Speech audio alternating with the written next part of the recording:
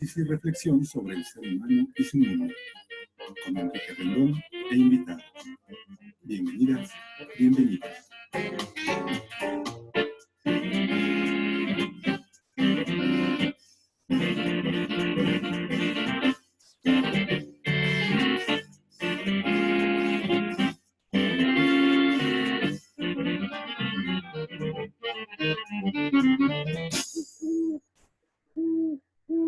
Muy buenas noches, tengan todas y todos ustedes, amigos de Facebook, amigos que nos van a ver también posteriormente en YouTube. Estamos en una emisión más del Diván del Búho, en el programa número 245, si bien no he perdido la cuenta, y retomando programas que no habíamos hecho muchos el año pasado, pero ahora esta situación de cuarentena, un poco de reclusión, pues nos ha llevado a aprovechar todas las tecnologías de la información y la comunicación para hacer programas que son de interés para todos ustedes.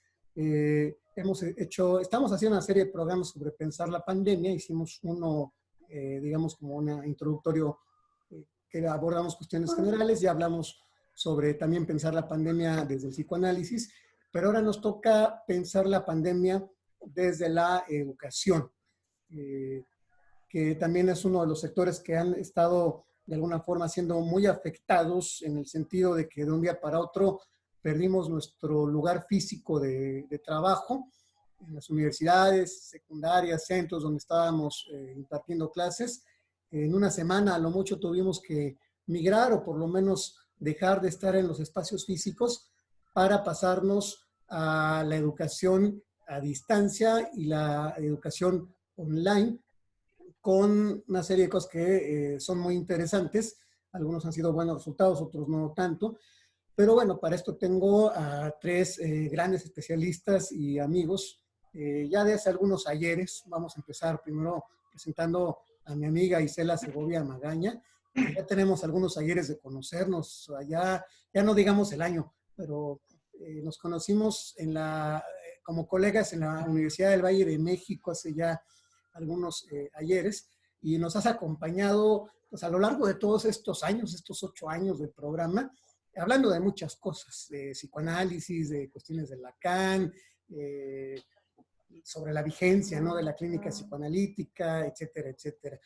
Eres licenciada en psicología, eres también psicoanalista, y si gustas presentarte, Isela, alguna otra cosa que consideres conveniente que quieras que el público sepa de tu persona. Bueno, pues muchas gracias, Enrique.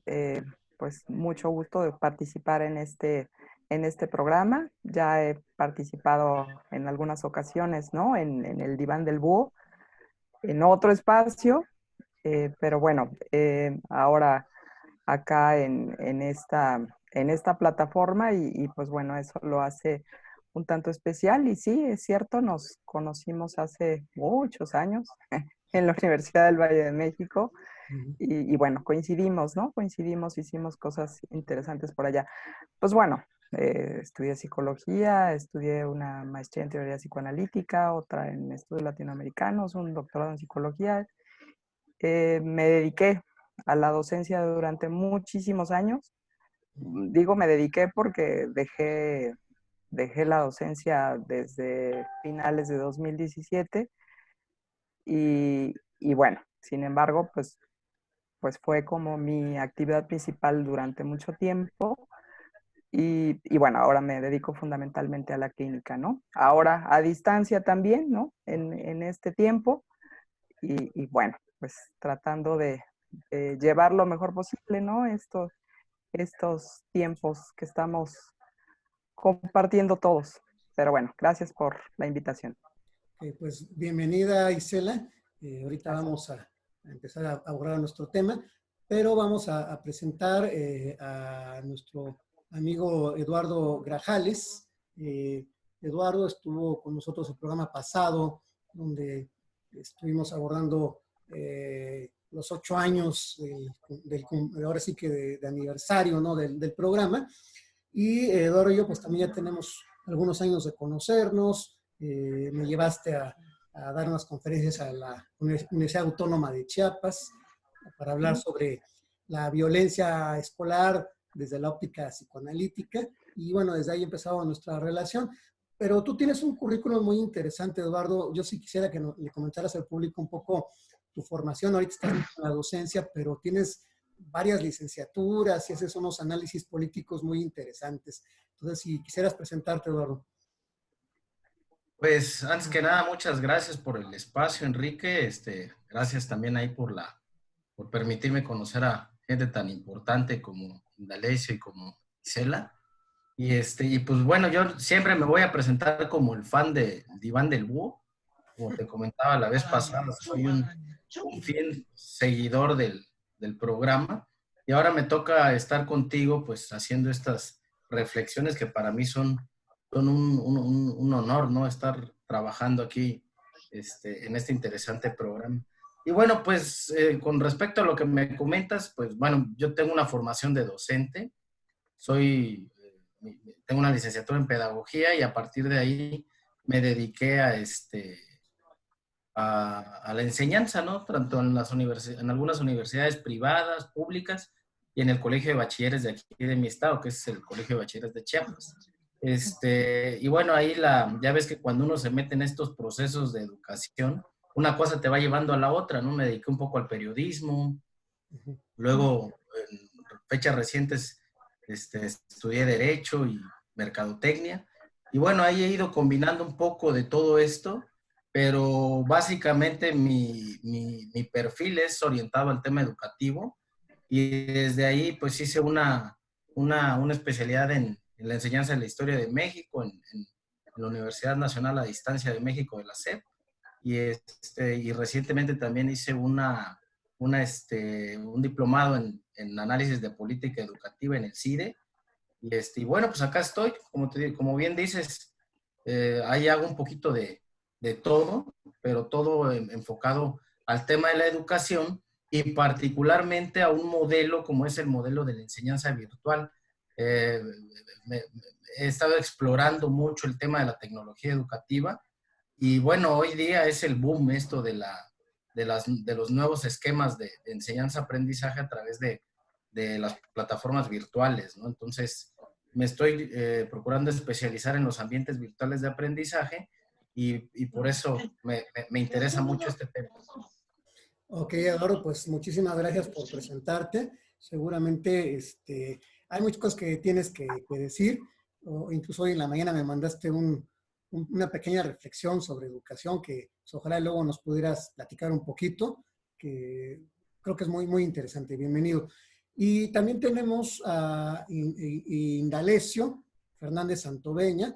Él es psicólogo, psicoterapeuta, tiene muchísimas especialidades en psicoterapia que mejor que las diga él, porque a mí se me va como toda la lista que tiene. Y también Indalecio, tengo ya muchos años de conocerlo. No sé si tú te acuerdas, Indalecio, pero yo te conozco hace muchos años. Nos volvimos a reencontrar ahora en la Universidad Tecnológica de México, que es en donde estamos ahorita laborando. Pero yo te conocí por lo menos como hace unos 10 o 11 años. Pero bueno, si gustas presentarte, Indalecio, y bienvenido. Se nos quedó aquí congelada la imagen de Indalecio. Vamos a ver si lo recuperamos. Porque gracias, mucho gusto, Enrique.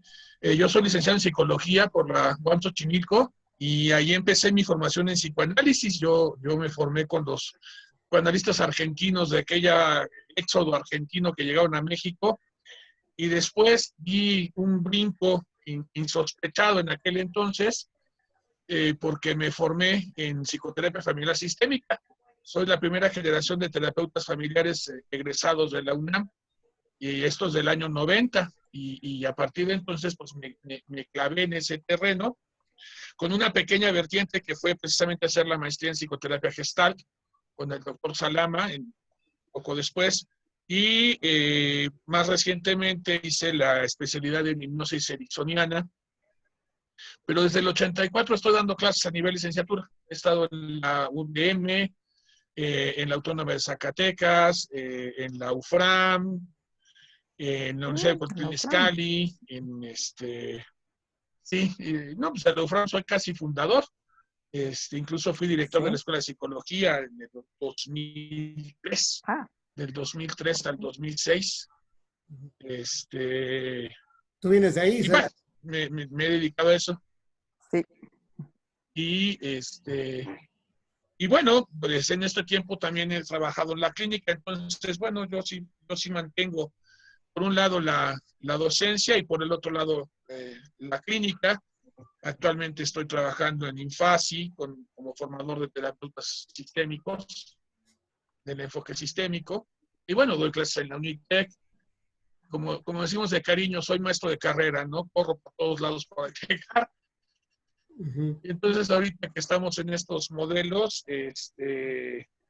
pues sí, ha sido un poco divertido, un poco también estresante, como decía alguien, tenemos más trabajo ahora que antes, porque entre que investigamos de un lado, investigamos de otro, hacemos presentaciones, subimos, en fin.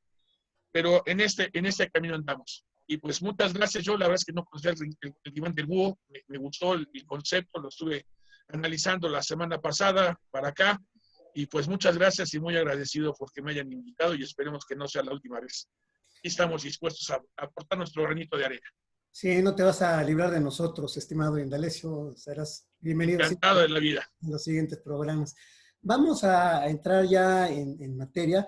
Primero, pues planteemos un poco el panorama en el que pues ya sabemos que estamos desde finales de marzo, todo abril, estamos ya en mayo y aparentemente regresaremos a una normalidad que pongo yo entre comillas en junio, julio, pero que será un regreso distinto en muchos ámbitos, pero vamos a enfocarnos a lo educativo. 15 millones de estudiantes en todo el país, en toda nuestra República Mexicana, salieron de circulación para frenar, digamos, la movilidad en las ciudades, en los pueblos, para evitar el contagio que ocasiona el SARS-CoV-2, que genera la enfermedad COVID-19, que es altamente contagiosa y sobre todo cuando hay espacios donde se junta mucha gente. Poniéndolo en la educación, lo primero que vemos es que, por ejemplo, la educación pública, un servidor que trabaja en la Universidad Autónoma del Estado de México, soy servidor público, pues ahí lo que tenemos en la UAM y en la UNAM también son grupos masivos de 50, 60 alumnos, en la UNAM incluso hay grupos de 80. ¿Cómo puedes regresar a clases? Esta es la primera pregunta que quiero yo poner en la mesa. ¿Cómo regresar a clases con un grupo que tienes de 50 alumnos, ya no digas de 50, a lo mejor de 20, en un espacio que a lo mejor no está tan ventilado, con cierto tipo de condiciones, con muchachos que a lo mejor medio entregaron tareas o no, porque o no tenían acceso a internet, o no sabían las plataformas digitales? Y una última idea que quiero poner, se derrumbó el mito de que los muchachos, no quisiera yo decir qué tipo de generación, los muchachos de ahora, los estudiantes, son generación digital. No es verdad o no es del todo cierto.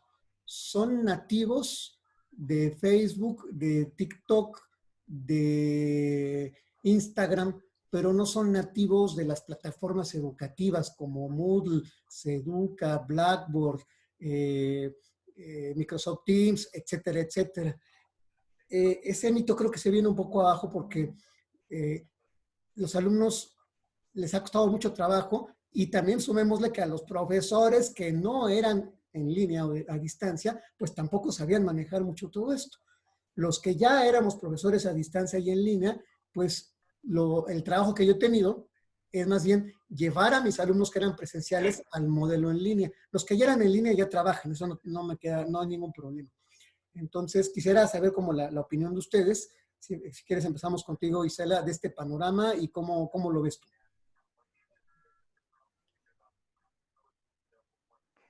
Pues complicado, ¿no?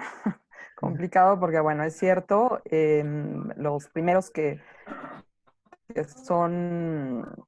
salen del espacio público, pues son los estudiantes, con lo cual sí se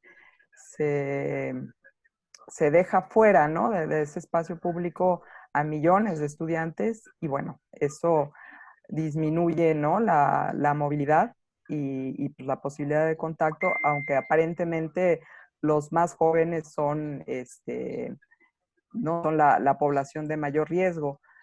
Pero bueno, si ya la educación presencial tenía sus dificultades, pues sí, nos hemos topado ahora con esta pues cuestión, ¿no? De hacer una educación a distancia que no es nueva, ¿no? O sea, que ya es una realidad de hace muchísimos años y como una tendencia, ¿no? Sobre todo en las universidades particulares, a disminuir, ¿no? El número de horas presenciales y por lo tanto, pues pagarle menos a los profesores, ¿no? Así como darles menos trabajo frente a grupo y utilizar plataformas, ¿no? Para educación a distancia.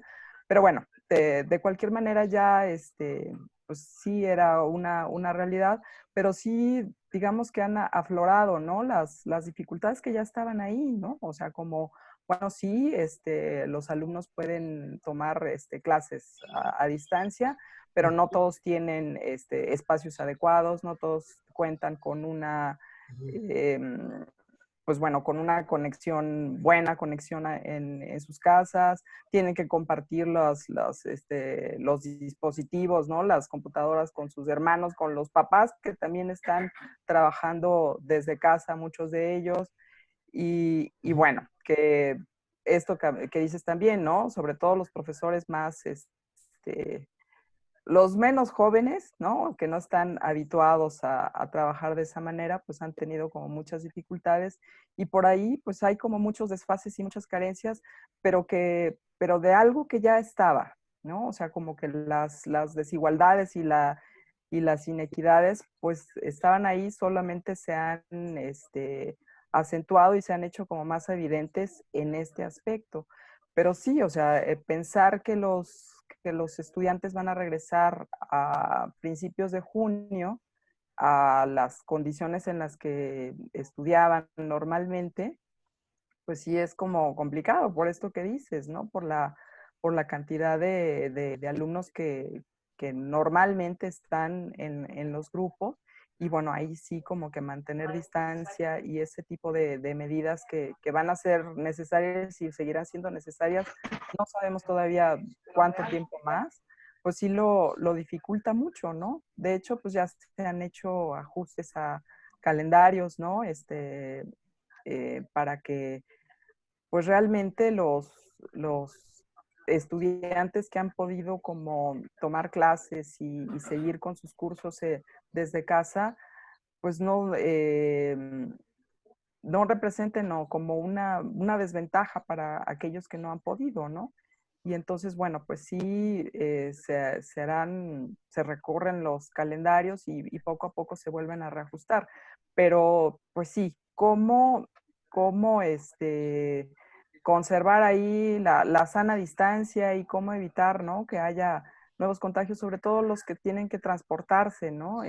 Los que utilizan el transporte público, que bueno, que van y llevan, ¿no? A la escuela y a la casa la posibilidad de los nuevos contagios, ¿no? Entonces, bueno, pues sí es un reto, ha sido un reto y seguirá haciéndolo, ¿no? Hasta que pues ya podamos decir que, pues no que está eliminado el virus, porque pues seguiremos viviendo y tendremos que convivir con el virus, ¿no? Eventualmente.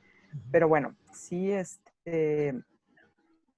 pues cómo resolver los problemas que ya tienen mucho tiempo en la educación. Eso sí, yo creo que es una cuestión importante a pensar y a discutir. Isela, creo que planteas unas cuestiones bien importantes. A mí lo que me gusta mucho de todo esto que comentas es los problemas ya estaban, o sea, ya los teníamos. Este problema de educación masiva, de deficiencias cognitivas, ahí estaban ya todos los problemas. Nada más, esta situación pues nos los vuelve a poner como así como enfrente. No es que se esté descubriendo el hilo negro. Yo lo que veo ahora es que, por ejemplo, un alumno con deficiencias presencial, de motivación o de lo que tú quieras, lo va a seguir presentando ahora a distancia. Nosotros porque a lo mejor nos hemos ubicado más en la enseñanza universitaria, pero yo tengo colegas que dan clases, por ejemplo, en secundarias y preparatorias. Y entonces, el que te echaba relajo y el boicoteador de la secundaria que le echaba a perder la clase al profe, presencialmente, ahora se lo hace rayándole el pizarrón electrónico con el que están trabajando, o haciendo chistes, o haciendo muchas cosas, ¿no? Entonces, ahí está este tipo de problemáticas. Bueno, muy bien. Eduardo, si nos planteas también tu panorama, por favor. Conecta tu micrófono, por favor. Sí, Enrique, mira, yo quisiera abordar este tema desde la visión pedagógica, por un lado, y desde la visión de la administración pública, por el otro. Mira, desde que se presentó el tema de la pandemia vino a evidenciar muchas deficiencias institucionales. Creo que la más clara, la más cercana que hemos tenido, pues son las falencias que tiene las instituciones de salud, ¿no? Con todo esto de la falta de medicamentos, la falta de capacidad para recepcionar a las miles de personas que están siendo afectadas, ¿no? Pero por otro lado también, yo manifiesto una serie de debilidades en el ámbito del sistema educativo, ¿no? Entonces, vemos que el sistema educativo está casi tan malo como el sistema de salud, ¿no? Hoy día, la Secretaría de Educación Pública pues, tuvo que recurrir, como lo comentaba en el artículo de hoy, a las tecnologías de la educación, a toda esta infraestructura digital, pues más como una tabla de salvación para salvar, válgase la redundancia, este ciclo escolar que está a punto de terminar.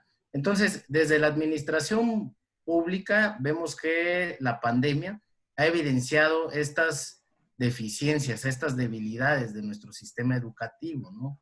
Pero también no lo veamos desde un aspecto negativo, sino también lo veamos desde un aspecto propositivo. O sea, nos mostró muchas debilidades que necesitamos mejorar, no solo como docentes, no solo como autoridad educativa, ¿no? Sino que nos está mostrando que la educación está migrando, y ahora paso al terreno pedagógico, está migrando hacia un nuevo modelo pedagógico, ¿no? Que aunque como comentaba Isela, esto de la educación a distancia, pues no es nada nuevo, ¿no? Tiene, desde que surge el internet, desde que surge la televisión digital, los mecanismos estos de televisión educativa como EduSat, este esquema de las telesecundarias, de los telebachilleratos, pues ya estamos entrando en esos procesos de educación a distancia. El tema hoy día es que estamos hablando ya de modelos enfocados a ambientes virtuales de aprendizaje. Un tema que hoy día existe una gran confusión en el sector magisterial, y yo me atrevería también a decir que en el sector de la autoridad educativa. ¿Por qué comento esto? Porque como comentaba hace unos minutos, se piensa que hacer uso de las diferentes tecnologías, como pues el Google Classroom o como incluso las redes sociales, el Facebook, para llevar a cabo procesos de enseñanza-aprendizaje, con el simple hecho de dominar estas tecnologías se piensa que ya estamos en un proceso de enseñanza-aprendizaje, cuando esto no es tal, ¿no? Hoy día lo que estamos viendo, y entrando al tema que ustedes dominan de la psicología, vemos que hay un estrés tremendo en los maestros, un estrés tremendo en los padres de familia, y lo peor aún es que estamos exponiendo a los niños a este término que acaba de acuñar el presidente, bueno, que retomó el presidente, que se llama la infodemia, ¿no? Es un exceso en el uso de información, de transmisión de datos, porque prácticamente es lo que estamos haciendo, transmitiendo información a grandes cantidades que agobian a los estudiantes, ¿no? Entonces, hoy día, por comentarte algunas experiencias muy cercanas que he escuchado, pues hay muchos niños que ya no se quieren ni acercar al televisor, ¿no? ¿Por qué? Porque van a ver al maestro. Ahora el temor ya no es ir a la escuela, el temor es acercarse a la televisión. Entonces, para redundar mi comentario, creo que esta pandemia nos está mostrando dos situaciones muy claras, evidenciando nuestras problemáticas, que es necesario que nosotros como docentes entremos a estos procesos de alfabetización digital que mucha falta nos hacen, ¿no? Ok, Eduardo, pues muchas gracias por estas puntualizaciones de parte, digamos, administrativa, de política educativa. Tocas dos partes, la parte, digamos, como estructural, de la estructura educativa como tal, y también la de los actores, que son los profesores, los alumnos, los padres de familia, hablando de este estrés, que también lo vemos en los directivos, en los administrativos. Por ejemplo, un problema enorme que yo veo, pero así, y ahorita a ver qué nos dice Indalecio, no es lo mismo el estrés que tenemos en la autónoma del Estado de México, en donde somos universidad pública, a cómo justificas una colegiatura que es más o menos cara, por ejemplo, en Unitec o en alguna otra universidad. ¿Cómo justificas que todo eso que estás gastando en tu hijo, pues ahora le van a dar clases pues por Zoom o por quién sabe qué plataforma? ¿Ah? Y entonces a lo mejor la percepción es, pues yo no pagué tantos miles de pesos al mes para que nada más te estén dando, voy a ponerlo así, clasecitas en computadora y estés aquí en la casa. O sea, hay como todavía una falta de perspectiva de todo esto. Entonces, las universidades privadas están obligadas a dar resultados y a justificar lo que cobran. Y bueno, la UNITEC no cobra tanto, pero si nos vamos a la Ibero, donde pues, por de ahí vengo, si nos vamos al ITAM, pues a veces ahí las colegiaturas son verdaderamente groseras. Entonces, ahí hay otra problemática. Indalecio, por favor, si nos planteas tu panorama. Bueno, yo aquí tengo varias observaciones. La primera, y coincido perfectamente con Isela y con Eduardo, creo que nos enfrentamos a muchos problemas. El estructural, por supuesto, y creo que Eduardo puso el dedo en la llaga. No es lo mismo para nosotros, en nuestro caso, Enrique y yo, estamos en la universidad, trabajar con chicos que me queda claro que no es cierto que sean nativos de la computación. Creo que una queja recurrente de los docentes es que los chicos no saben leer. Ya no hablemos usar las plataformas, se les dan indicaciones y uno se pregunta, bueno, ¿en qué idioma hablo? Porque no las entienden. Es como, lee lo siguiente y ¿qué dice? Esa es una, ¿no? Y otra, yo la verdad es que no me quiero poner en los zapatos de los maestros de primaria, de secundaria. Como papá me siento libre porque pues, ya mi hijo mayor ya es médico y ya no tengo que preocupar de eso. Pero me pongo a pensar en los papás que tienen a los pequeños de primaria, cómo le podrán hacer, cómo estarán lidiando con todo el estrés que bien señalaba Eduardo, de lidiar con la parte de la educación de los chicos, que si el trazo, que si investiga esto, que si hace aquello, y en la computadora. Y efectivamente, Isela, tienes toda la razón del mundo. No todos tenemos acceso a equipos de cómputo, a conexiones fiables de Internet, etcétera, etcétera. Entonces, definitivamente esta pandemia nos agarra a todos con los dedos en las manos y se ha hecho todo lo que se ha podido para intentar salvar la situación. Pero me queda claro que se está intentando salvar la situación y ahí nos estamos quedando cortos. Tenemos que pensar más a futuro. Y definitivamente las tecnologías de la información son una herramienta poderosísima para hacer muchas cosas, pero creo que tenemos que innovar y empezar a hacer las cosas diferentes.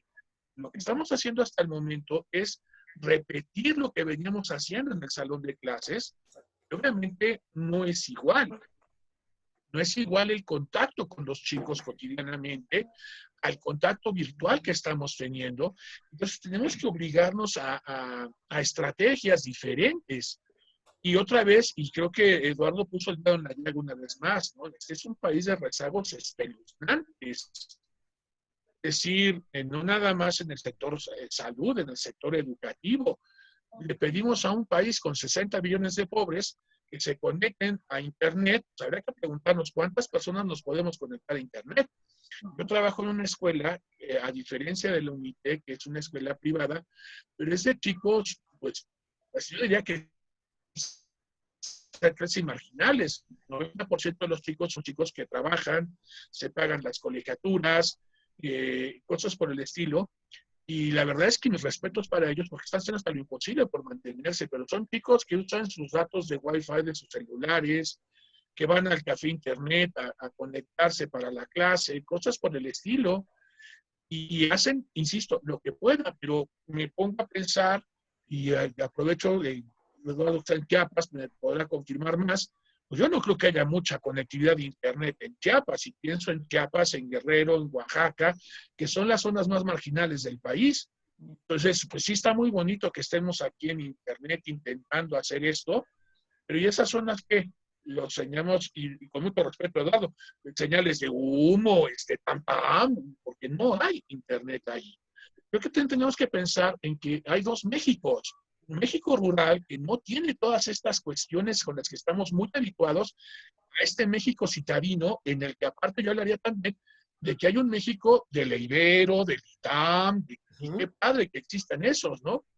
Pero hay muchas escuelitas que trabajan con las uñas y son privadas. No estoy, ya no quiero ni hablar de la UNAM y de la UAM, la UNAM, mi querida UNAM, a la cual yo quiero mucho, pero qué bárbaro, ahí es el apostolado de los profesores, porque se trabaja por el puro amor a la institución. O sea, hay muchas cosas maravillosas, pero al ras de los profesores, perdón, es el apostolado de los profesores.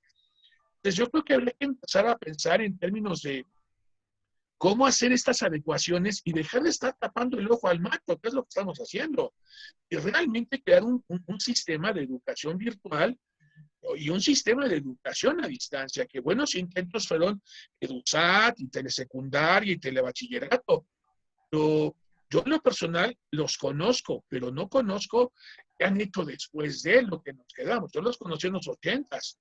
Yo no sé si ya evolucionaron, si cambiaron, si han hecho, pero no hay la experiencia, y yo creo que ahorita podremos haber agarrado esa experiencia en lugar de lo que se hizo como un pegoste, ¿no? Los niños que no tengan internet, pues que vean la tele, Canal 11, ahí están las clases, ¿no? No creo que sea así la forma. En esa opinión me quedo yo. Ok, Indalecio. Pues sí, también abordas otros puntos que son sumamente importantes. Aquí hay una participación en Facebook Live de Dalia Ayaz que quiero compartírselas porque es una pregunta y ¿qué les parece si la intentamos responder? Nos dice Dalia, espérame que ya se me fue aquí, ¿consideran que el alumno en este momento, educación virtual, pueda tener una significación en su aprendizaje de la misma forma que del mismo presencial? ¿Dónde queda la identificación del sujeto? Saludos y gracias. ¿Cómo ven esta pregunta? ¿Quién quisiera responderla a ustedes? A ver. No se escuchó muy bien. Yo no escuché muy bien, Se pierde un poco la llamada, pero... Sí. A ver, repito la pregunta. Dice, Sí, ¿pudieras repetir la pregunta? Perdón. Claro. ¿Se consideran que el alumno en este momento pueda tener significación en su aprendizaje de la misma forma que del alumno presencial?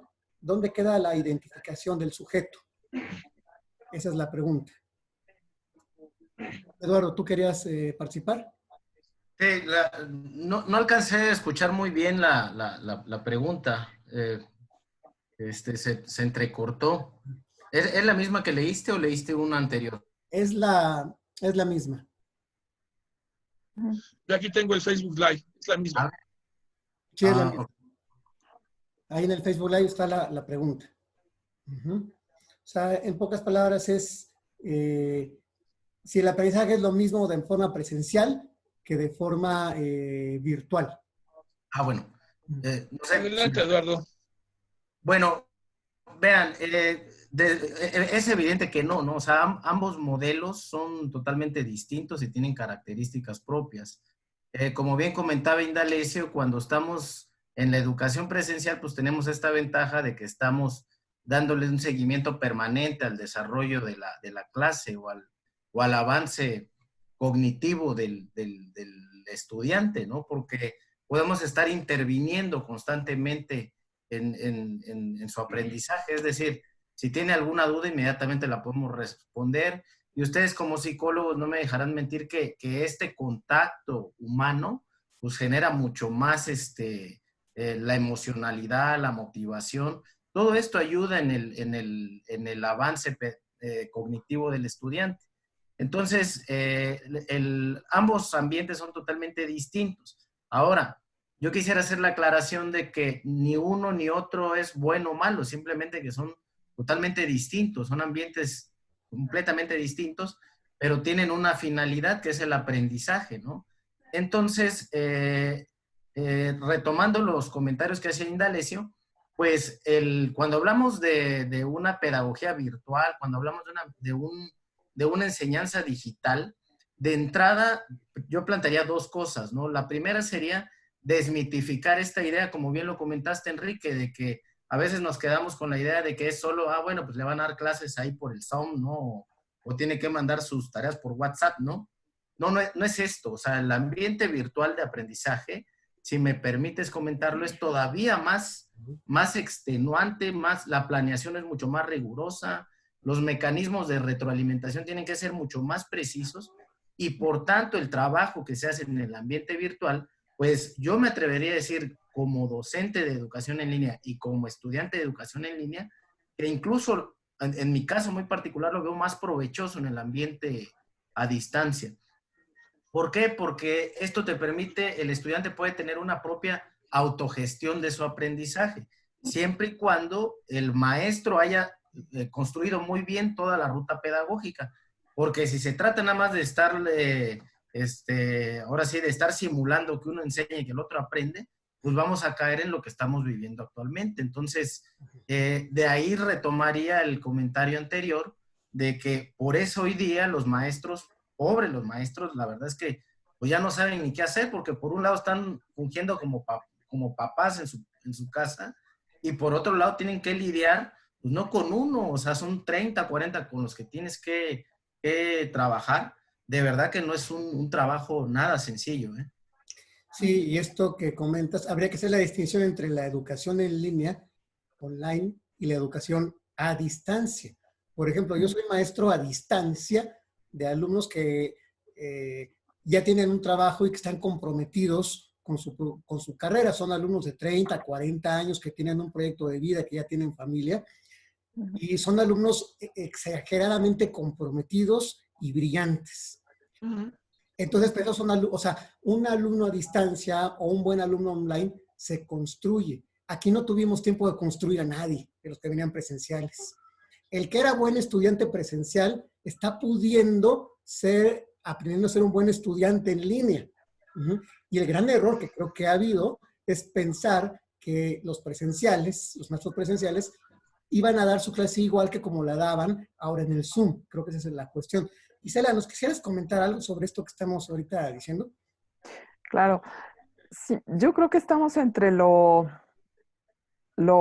ideal y lo posible, ¿no? O sea, ni hablar, o sea, estamos en esto y cómo lo enfrentamos. Y bueno, por ahí todo lo que se ha implementado, ¿no? Por parte de la Secretaría de Educación Pública, que bueno, se planteaba primero, ¿no? Esta posibilidad de la educación a distancia y bueno, todas las dificultades con las que se ha topado, ¿no? Que hemos estado comentando. Y bueno, luego que las clases por televisión o si no, actividades, ¿no? Que se harían a través de cuadernos, ¿no? De actividades. Y para todo ha habido un problema. Para todo ha habido un problema, ¿no? Sin embargo, bueno, yo creo que también pues nos topamos con cuestiones que, insisto, ya estaban ahí, ¿no? En el sentido de que, bueno, por supuesto que no se puede sustituir la, la, lo presencial, o sea, el estar ahí cara a cara, ¿no? Frente el profesor frente a los alumnos y tener la posibilidad de verlos, escucharlos y resolver las dudas en el momento, de incluso observar, ¿no? Su lenguaje corporal y darte cuenta que por ahí hay alguien que a lo mejor está en otra cosa o tiene algún problema y entonces, bueno, tienes la posibilidad como de intervenir sobre esas cosas, ¿no? Y de estar como más receptivo a esas cosas.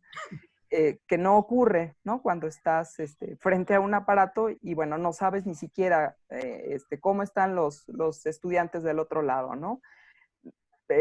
Las mismas preguntas podríamos hacernos qué ocurre ahora con la clínica, ¿no? Si no estamos en el consultorio y estamos a distancia. Pero bueno, lo que quisiera también comentar es esto, ¿no? O sea, no hay tampoco una garantía que estando frente a frente en el grupo realmente se dé un proceso de enseñanza-aprendizaje que sea, o sea, yo te transmito, ¿no? Lo que sé, lo que conozco, y tú aprendes, ¿no? Lo que yo te estoy transmitiendo, y que sea como mucho más fácil en el sentido de que esté garantizado, ¿no? Que ese resultado, que si se trata de algo a distancia. O sea, de cualquier manera nos topamos con esa dificultad. Siempre habrá como una distancia, ¿no? Entre lo que se enseña y lo que se recibe, y cómo se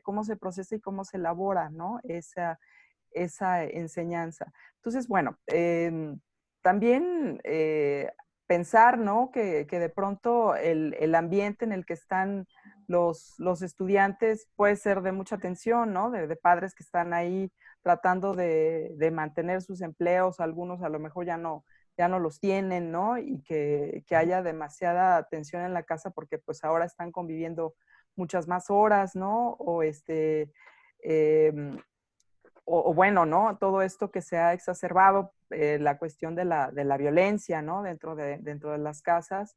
Entonces, pues sí, como que todo eso, pues hay que tomarlo en cuenta, ¿no? Como algo que se está como atravesando, ¿no? En esta situación de enseñanza-aprendizaje.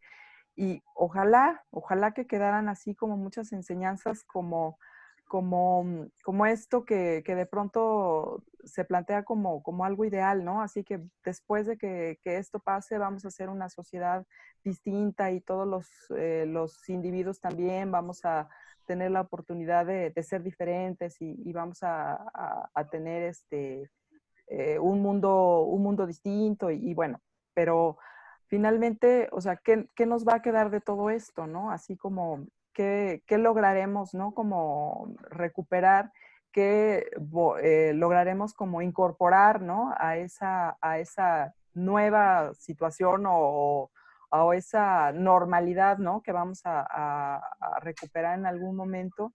Y bueno, ¿qué es lo que va a quedar de todo esto, no?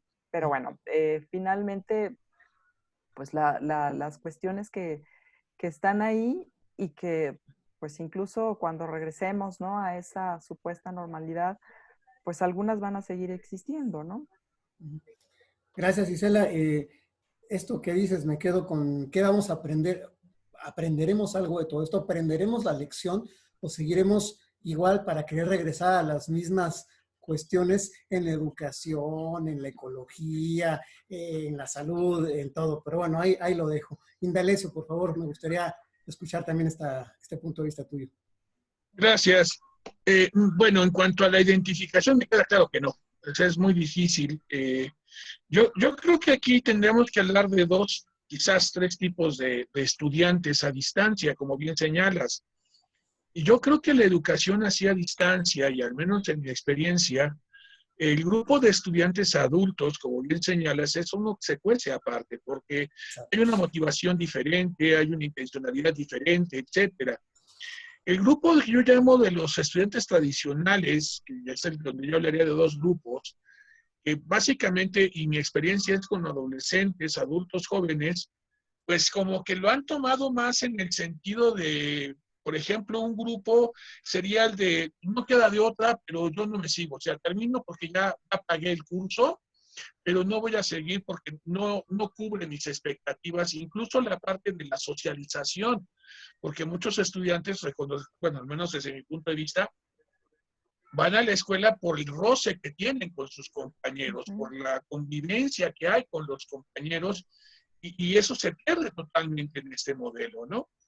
El otro grupo es de los chicos que, como bien señalan, están tratando de sobrevivir al estrés en el que estamos todos metidos. Un estrés que es terrible si lo pensamos, porque está desde el contagio y bueno, a los que vivimos con el miedo al contagio por ser parte del grupo de riesgo, el contagio por todas las cosas que pueden implicar, desde el hospital, desde no estar haciendo esto, no estar haciendo lo otro, o incluso este estrés de ¿y cómo vamos a sobrevivir? ¿Qué va a pasar con nosotros? Y si esto se prolonga, si esto no se prolonga.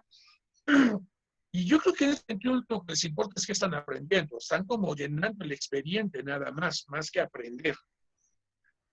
Esta interacción maestro-alumno también se pierde porque creo que siempre existen esas inquietudes, es decir, el estrés, vamos a llamarlo natural, pero como profesores frente al grupo podemos trabajarlo, podemos compartir con los chicos, podemos dar cauce a sus inquietudes, a sus molestias, etcétera.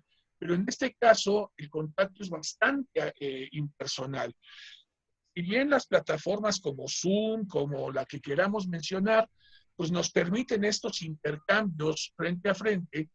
Al final de la historia no son tan cómodas. El Zoom en 40 minutos te bota si no tienes una cuenta, vamos a llamar Premier, no puedes tratar ciertos temas, evidentemente por temas de confidencialidad, por temas de intimidad de las personas, no puedes, y en el aula los cuidamos mucho, pues aquí más todavía.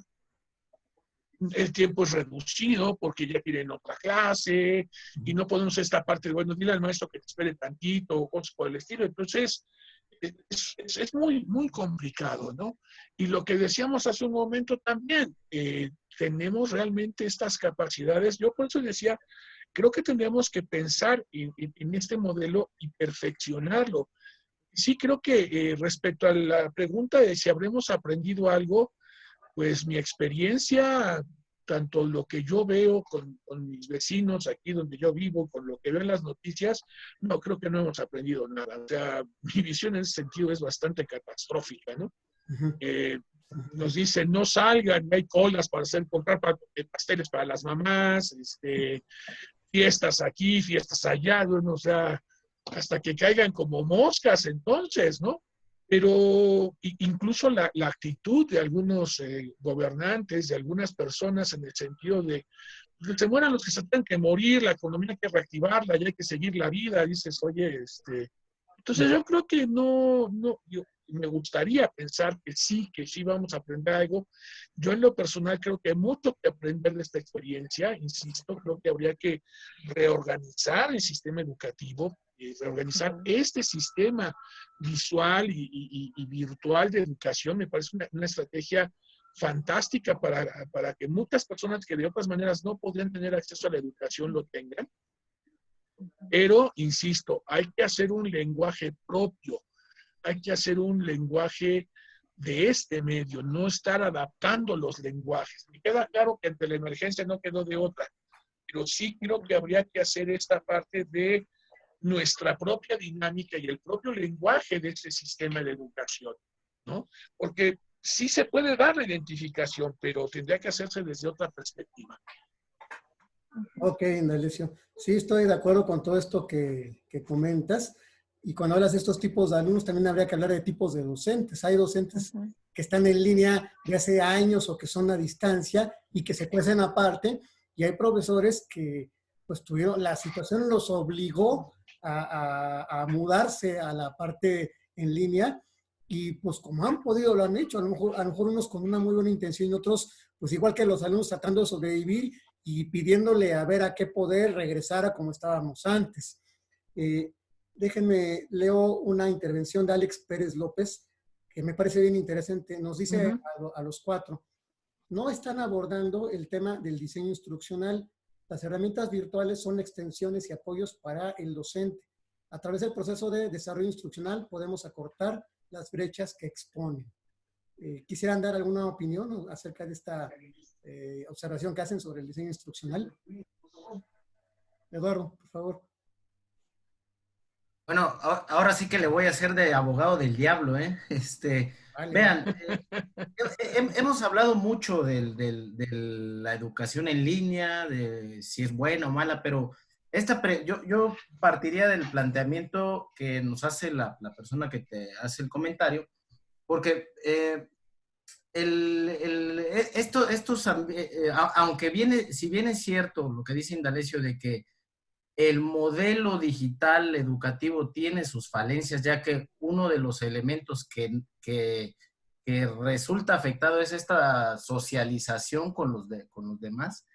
Tiene muchas herramientas que son de gran beneficio para el proceso pedagógico, pero siempre y cuando el maestro esté capacitado para construir algo que creo que no ha surgido en los comentarios, que es esto de que yo insisto de el concepto de ambiente virtual de aprendizaje. Y cuando hablamos de un ambiente virtual de aprendizaje, vamos a hablar prácticamente de 4 elementos, ¿no? Uno tiene que ver con una planeación adecuada al ambiente virtual, una serie de actividades que dinamicen la discusión, el debate, la propia interrelación, al menos a distancia, entre los estudiantes. Y vamos a hablar también, por un lado, de estas herramientas que nos sirven para hacer más fresco, más divertido, más dinámico, más didáctico el proceso, que son todas estas herramientas como hablamos de el TikTok, por ejemplo, el Facebook, EducaPlay, por ejemplo, que existe por ahí, Edmodo, vaya, unas infinidad de recursos digitales que hay en Internet. Y también de estos mecanismos de intercomunicación, como el Zoom, ¿no? El Meet, entre otros, ¿no? Pero esto del ambiente virtual de aprendizaje se va a lograr solo cuando el docente tenga esta capacidad de construirlo de tal manera que se logre, como su nombre lo dice, un ambiente, ¿no? Un ecosistema de educación virtual. Porque si nada más nos dedicamos a hacer charlas vía Zoom con nuestros estudiantes, pues como repetí hace unos minutos, ¿no? O sea, no vamos a lograr absolutamente nada. Uno va a ser como que aprende y el otro va a ser como que enseña.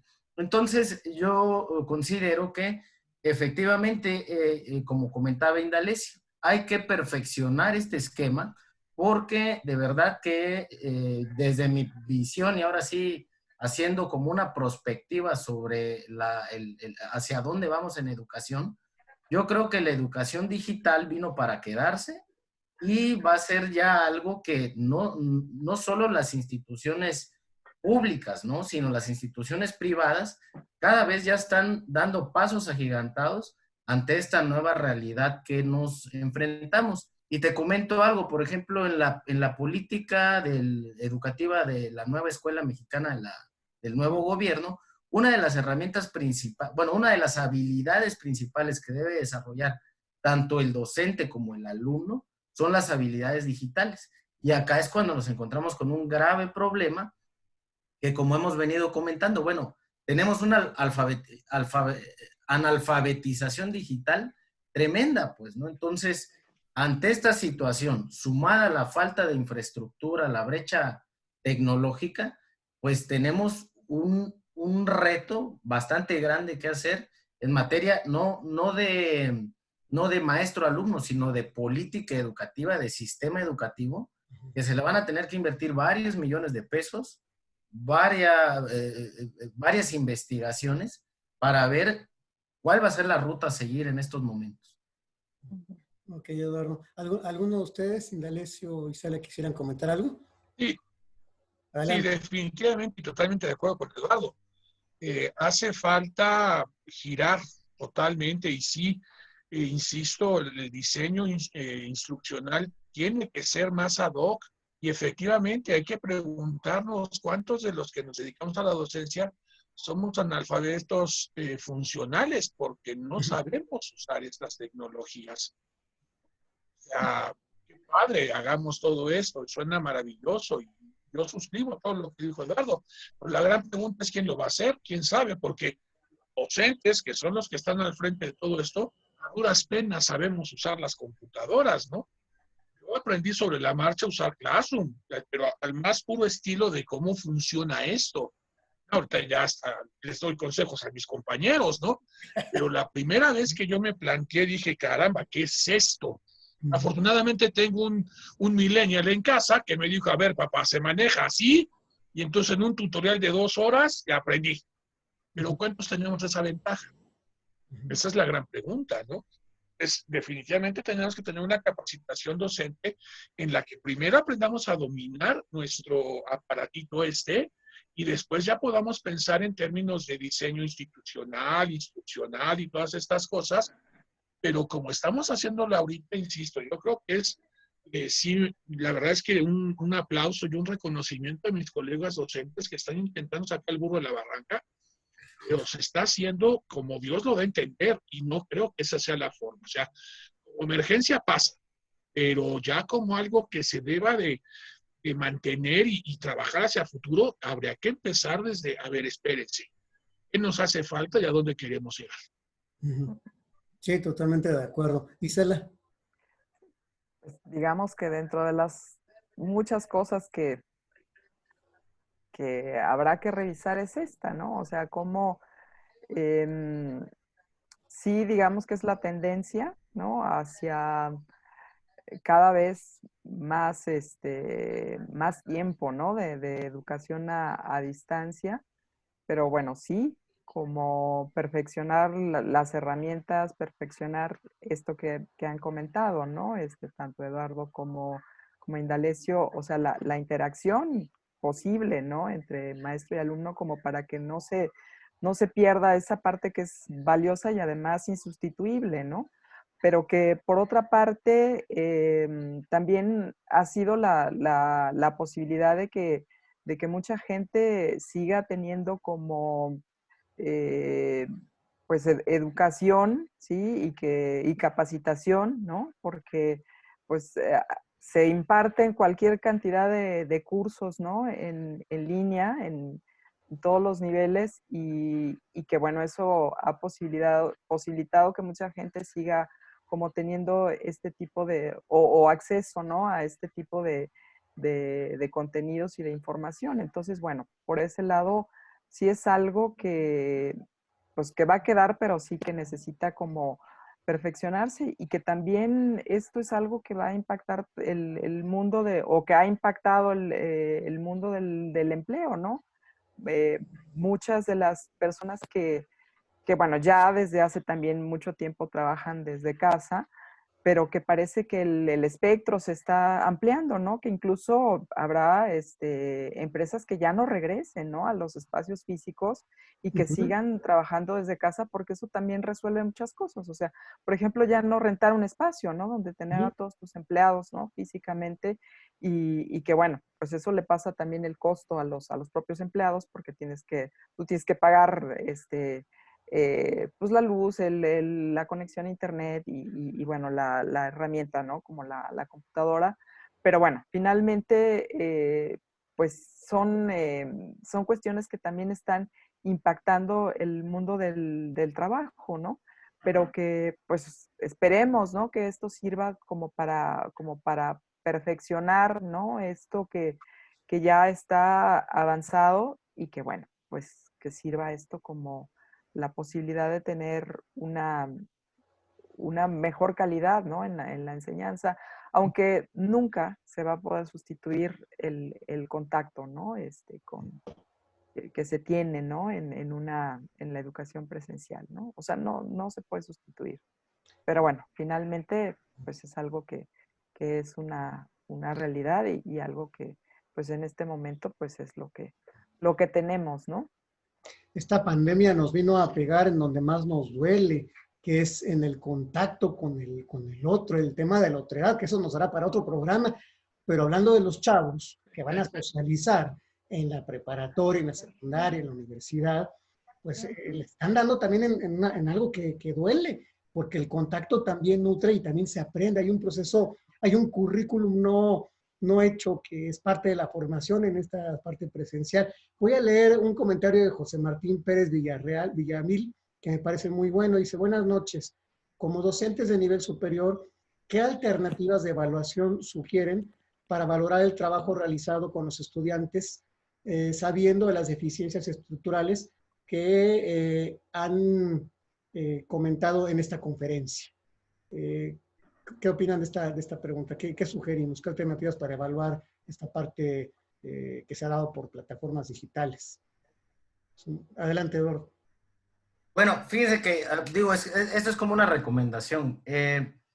Algo que sí sé, que yo les invitaría a mis compañeros docentes es no caer en en el examen estandarizado, ¿no? O sea, yo creo que las herramientas digitales te brindan tantas capacidades que puedes hacer evaluaciones muy creativas, muy propositivas y sobre todo integradoras, ¿no? ¿A qué me refiero con esto? Si nosotros diseñamos un cuestionario, ¿no? Y no sé, en alguna aplicación como los formularios de Google, por ejemplo, lo diseña la pregunta de opción múltiple o la pregunta abierta, etcétera, pierde mucho pierdes muchas posibilidades de generar recursos que te van a arrojar más información y además al estudiante le van a permitir echar a andar su capacidad de inventiva, de creatividad, perdón. Entonces, yo lo que sugeriría, por ejemplo, le recomendaría, hay una página que se llama educaplay.com y esta página es una página de acceso libre, ¿no? ¿Qué es lo que te permite? Que igual tú puedes crear juegos virtuales, muy sencillos, la verdad es que son muy sencillos crearlos, la misma página te va llevando, creas estos juegos virtuales y se lo mandas a tu estudiante, aún sea de preescolar, primaria, secundaria o universidad, del nivel que sea, y el estudiante se divierte, ¿no? Pero la ventaja de todo esto es que la misma plataforma te arroja resultados, te los puede graficar, te los puede bajar en un Excel y pierdes y dejas de toda esta dinámica tan engorrosa muchas veces de estar bajando calificaciones, apuntarlos en la lista y mandar, bueno, ustedes saben, ¿no? Que se dedican también a la docencia, cómo es de complicado todo este proceso administrativo y hay también como una recomendación para Indalecio, ¿no? En la misma plataforma de Google Classroom te arroja tus bases de datos en Excel, de tal manera que lo único que tienes que hacer es descargarla y ahí traes toda la secuencia de didáctica del estudiante. Y cierro con esto.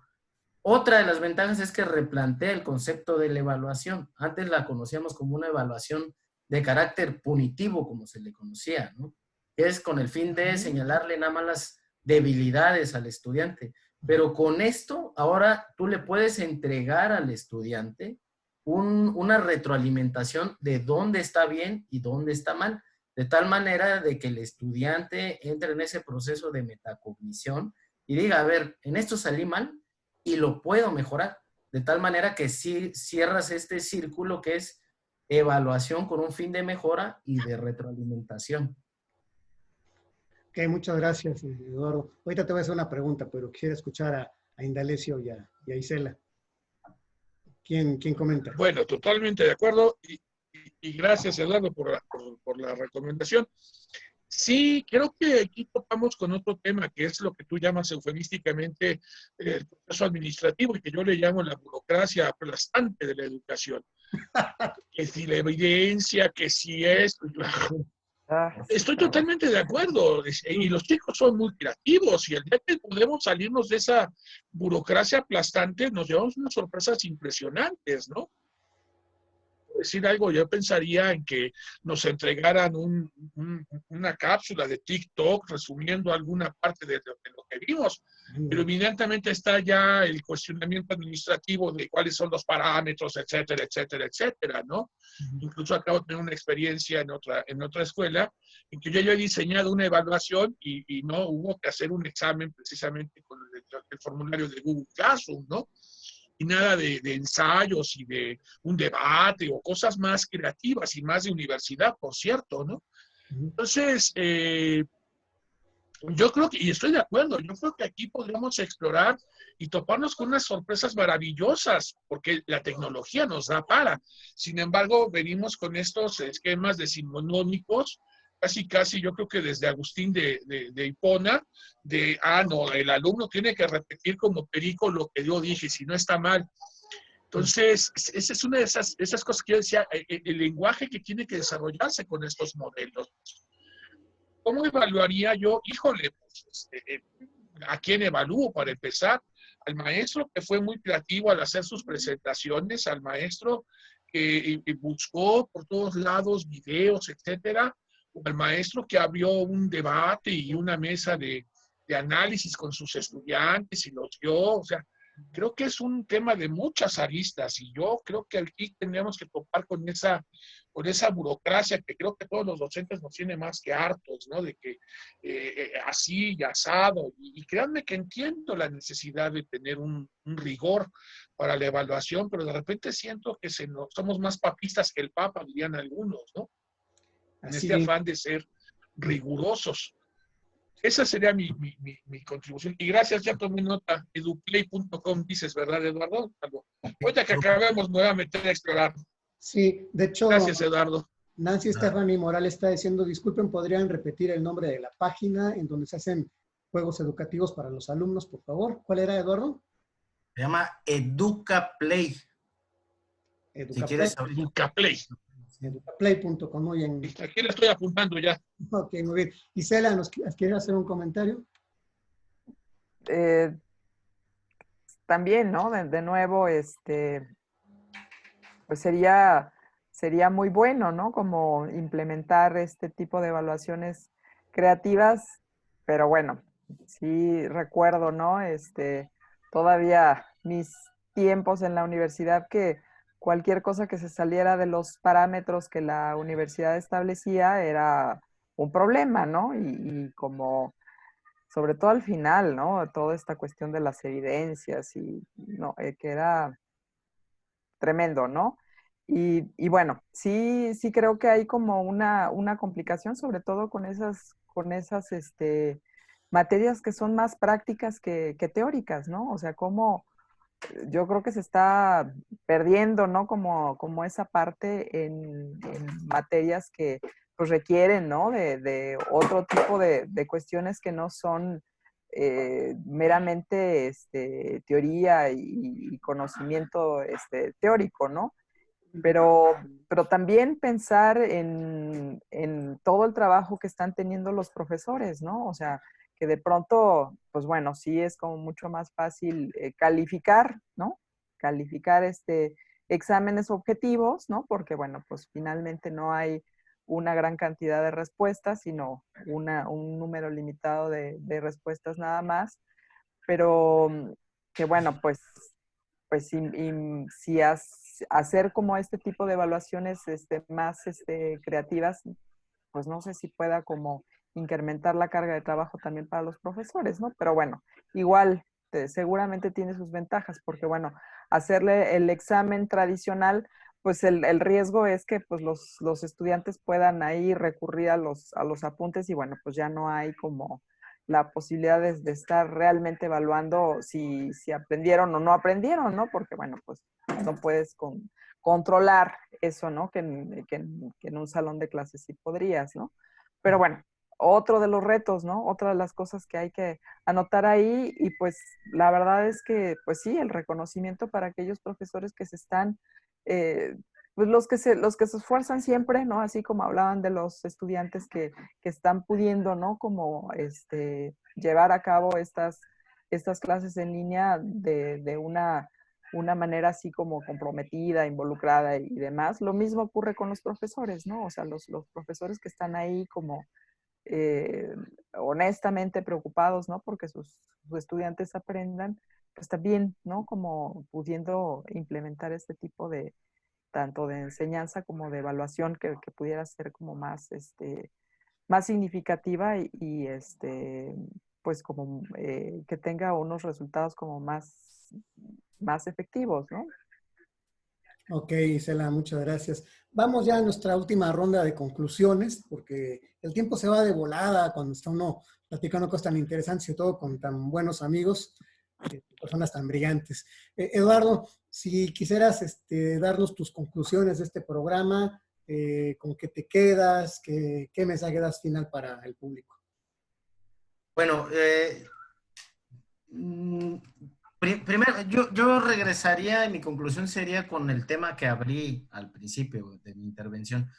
Creo que la pandemia nos está mostrando tanto debilidades como fortalezas, ¿no? Siempre en una crisis, necesariamente el ser humano ha demostrado que mejora, ¿no? Eso, desde que Darwin con esta teoría de la evolución nos desveló este conocimiento, pues es casi una regla natural del ser humano que mejora, ¿no? Entonces, en esta lógica propositiva, yo pensaría que la pandemia, el COVID-19 en materia educativa, aceleró los procesos de digitalización en materia educativa, pero a su vez nos mostró las debilidades que urge, no solo como autoridad educativa atender, ¿no? Sino que urge también que tanto los padres de familia, los maestros y en este caso también la autoridad homologuemos este pensamiento, ¿no?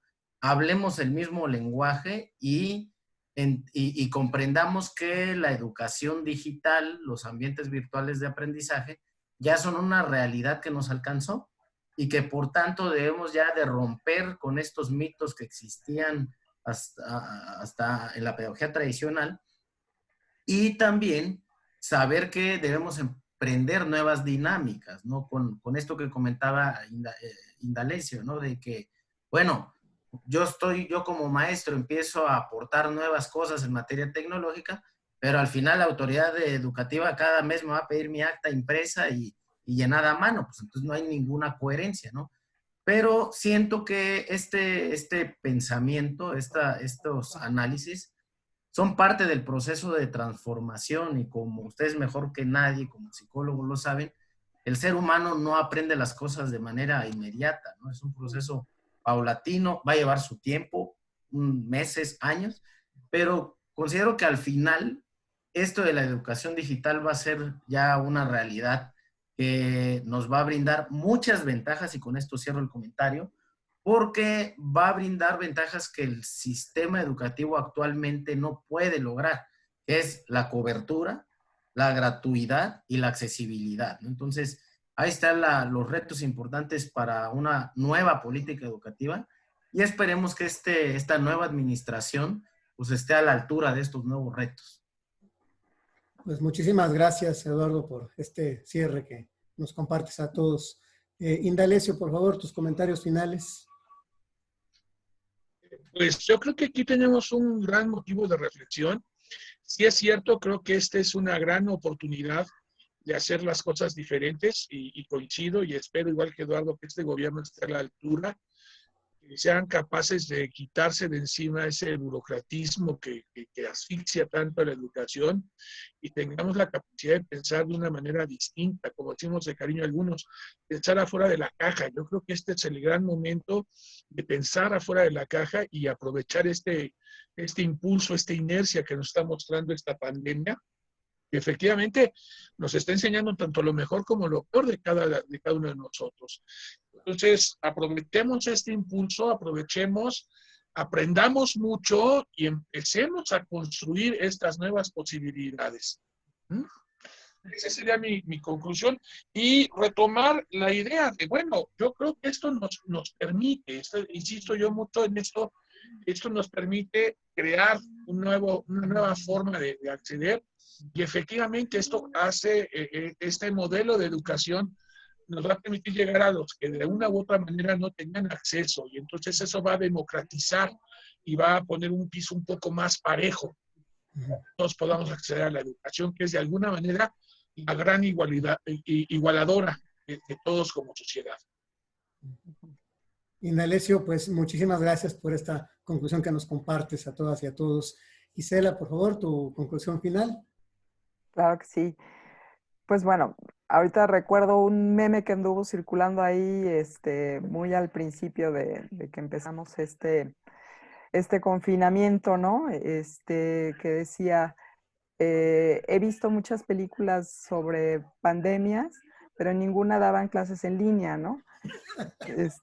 Y bueno, a mí se me hizo muy, muy chistoso, ¿no? Porque, pues sí, ¿no? Porque realmente nos ha metido en una dinámica, pues que no, para algunos es novedosa, para otros es algo que pues permite, ¿no? Como explorar nuevas posibilidades. Y sí, esperemos que realmente sea eso, esta crisis, que sea una oportunidad para revisar no nada más el campo de la educación, ¿no? Como ha dicho Eduardo, como ha dicho Indalecio, como has dicho tú, Enrique, que sirva, ¿no? También para revisar la cuestión de salud, ¿no? Que es justo lo que está ahorita como al frente, ¿no? Atendiendo toda esta situación, pero pues el campo del trabajo, el campo clínico, ¿no?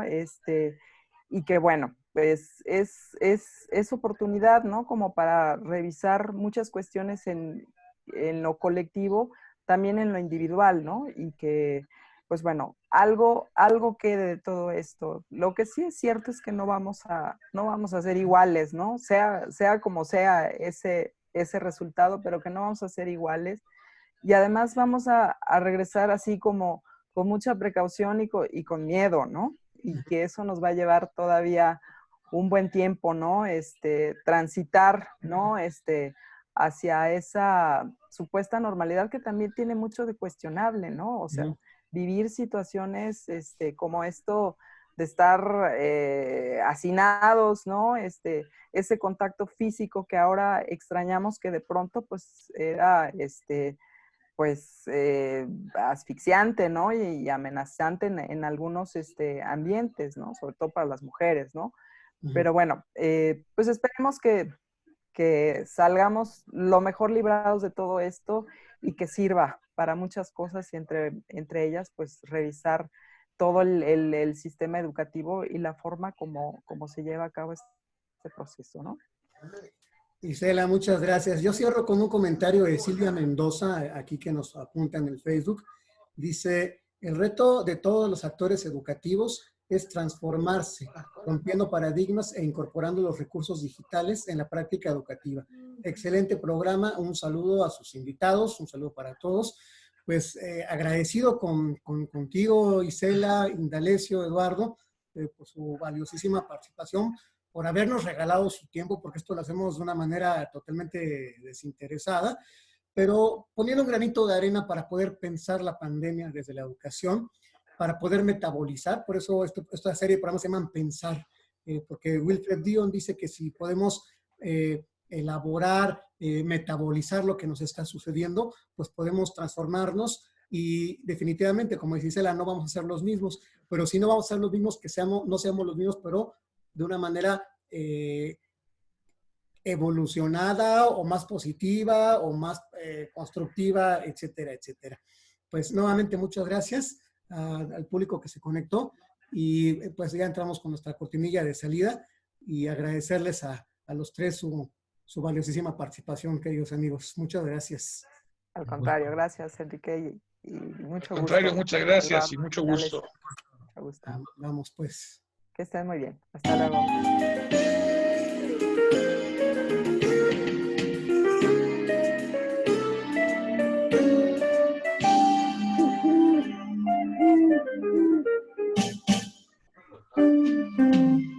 Gracias por escucharnos en el Diván del Mundo. Nos esperamos en la próxima emisión con Enrique Rendón e invitados.